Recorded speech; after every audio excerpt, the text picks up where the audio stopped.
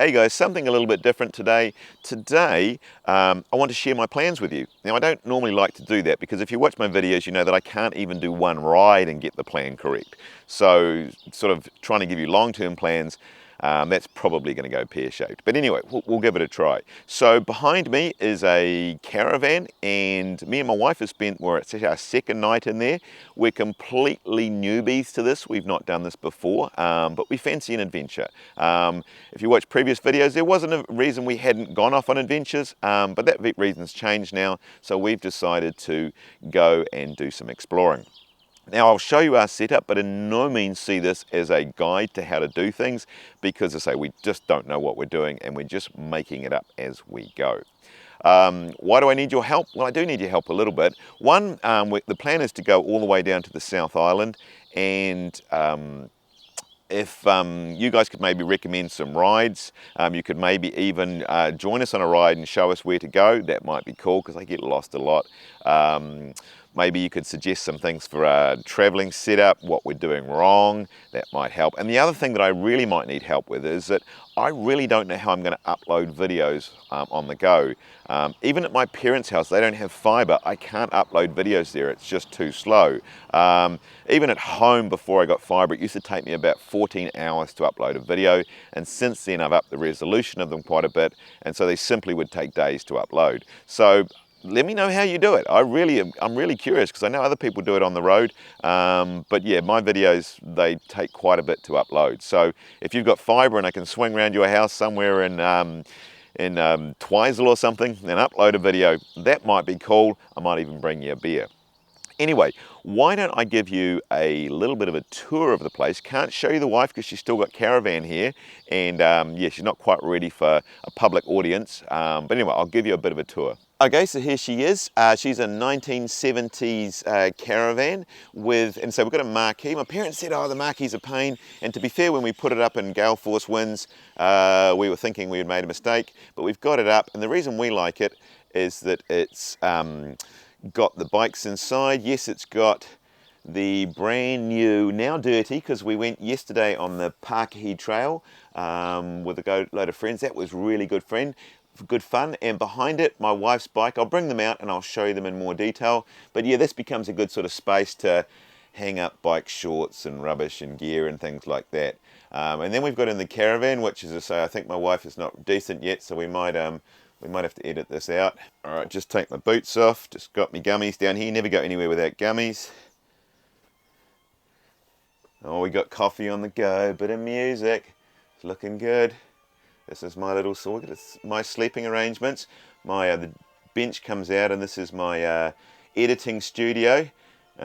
Single beds. I did think we should call this the Love Shack, but apparently that's not going to happen. All right, but anyway, and you get see nice view out there at a Potiki campsite. Got a little fridge there for a few cold beers. A little bit of cooking there. Now, some of you may be thinking, why Caravan? Why not a motorhome or something, it doesn't have a bathroom in it? It's technically, I guess, not self-contained, although there is a porta potty thing, although we decided to leave that behind for this one. Why the Caravan? Well, it's my parents' Caravan and they let us borrow it for free. Well, it's try before you buy, actually. So if we like it, we can buy it off them. But we didn't want to go and spend a whole lot of money on something flash and then find out that actually we really don't like camping. So anyway, we're going to give it a try. What I'll do, we're going to go for a ride now on the Dunes Trail, part of the Motu Trail. It's got some lovely trails out here.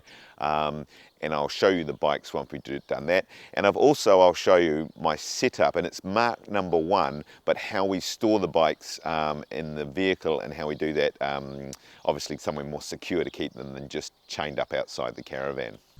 Okay, for those of you who missed the previous video, this is my new KTM Prowler Exonic, the flashiest bike that has ever been made in the history of e-mountain bikes. This thing is just awesome, but it's not all about me. This is Mrs. Best Day Ever's bike, the Merida, hold that thought. Okay, let's go again. It's the Merida E160 700, and it's a pretty cool bike. She rode it yesterday.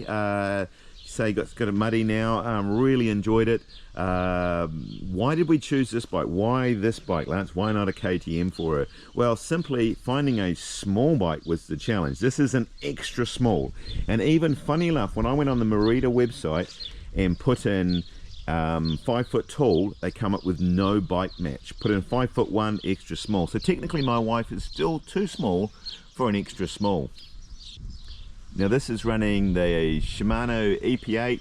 It's only got a 500 watt hour battery because it being extra small. It's only got the smaller battery. You may well wondering, shouldn't it have a battery cover? And you're right. In fact, the missus is a little bit peeved about that one. We went on a shuttle on the trail we did yesterday. It was a shuttle. It took about an hour, and the bike sat on the trailer, and I think it vibrated, and the battery cover came off. So, a bit gutted. We're going to have to try and order another one. In the meantime, on the track, actually, I cut a bottle up to make a bit of a mud guard for it to protect it. So it's a bit ghetto. We may end up doing similar today, but yeah, hopefully we can get a replacement for that pretty quick. Now, I was a little bit worried, 500 watt hour battery, as to how big a rides we can get on this thing, and that's certainly a concern. My wife is really light. Yesterday she did 48 Ks on it and had only used 1 bar. So I guess on the Shimano system, she's somewhere between 60 and 80%, so that's pretty good. The funny part was though, the last sort of 4 or 5 Ks of the trail, to be fair, it is mostly downhill, but we'd stopped for a while and the motor had switched off, and my wife didn't know that, and she rode the last 4 to 5 Ks without the motor on and didn't notice. I mean, that's what happens when you're a triathlete, I guess. It's just, yeah, you just pedal out without the motor and didn't notice. I don't know how you could not notice there's not a motor on, but anyway, she didn't notice. Now, some of you may be wondering how I got the Prowler Exonic past my finance manager. And I must admit, initially when I told Jacqueline that I wanted to spend nearly $2,000 on a new e-mountain bike, she was a little bit shocked. But when I pointed out to her that I could get $3,000 if I sold the old KTM, and with the spare $1,000 we could buy the new Merida for Jacqueline, it was a no-brainer, wasn't it? So I think when you're looking at buying a new bike, you just need to use a little bit of creativity in terms of your mass, and you can make it work. Hey guys, we're just back from the Dunes trail ride. Really nice ride. In fact, why don't I show you a little bit of that, us riding that while I pack up.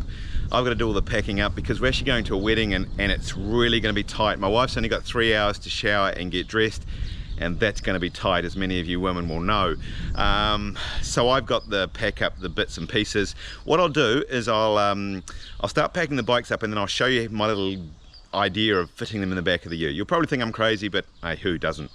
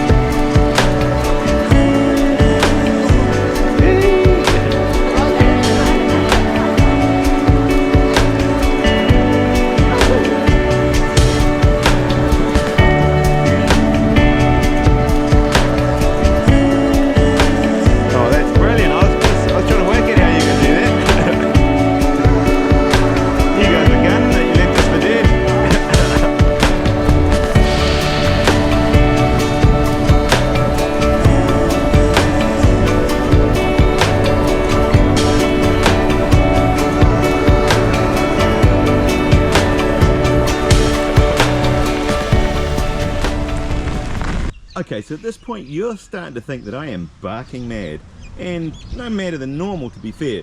So I've got both bikes upside down, both wheels off, bolted onto a plank of wood. Wait, it gets better. Okay, so the next step, as you can see, both bikes slide straight into the tray. I can close the back, close the door. I'll show you, so I can put some bike stuff on the side. I'll show you when I've finished, completely finished. All right, so here it is, the final thing. Wheels all on the right hand side. Bikes actually bike bone together, ratcheted down. They're not even moving a millimeter. Super tight. Bins for the bike gear on the side. Nothing rubbing, nothing touching, no damage. Yeah, it's not quick, but it works. Okay, so yeah, it's not a quick, easy solution, but they are locked secure in the back there, can tow the Caravan, and I mean, they're somewhere safer than just being chained to the side of the Caravan when we're not going to be around. Some people say, why don't you put it inside the Caravan? I'm married, I want to stay married, that's not going to work. So anyway, this I did say is Mark 1. I do have Mark 2 on the way, and Mark 2 involves a ute with a bigger tray, and this will mean the wheels will be able to, the rear wheels can stay on, I can just bolt the front down, and that will speed the process up no end. So I'll show you version 2 when I've done it. But anyway, let me know what do you think of this crazy idea. I come up with some crazy ideas, but I'm kind of chuffed with it, to be honest. Anyway, don't forget, this is the start of a little adventure. As I say, we can't actually start the full adventure until I actually get the new ute, and that's all set up, ready to go. But as soon as I've got that ready, we'll be on the road, and yeah, hopefully might see some of you out there. And yeah, you better subscribe if you haven't. Thumbs up, like. I'm looking forward to the comments on this one, and we'll see you on the next one.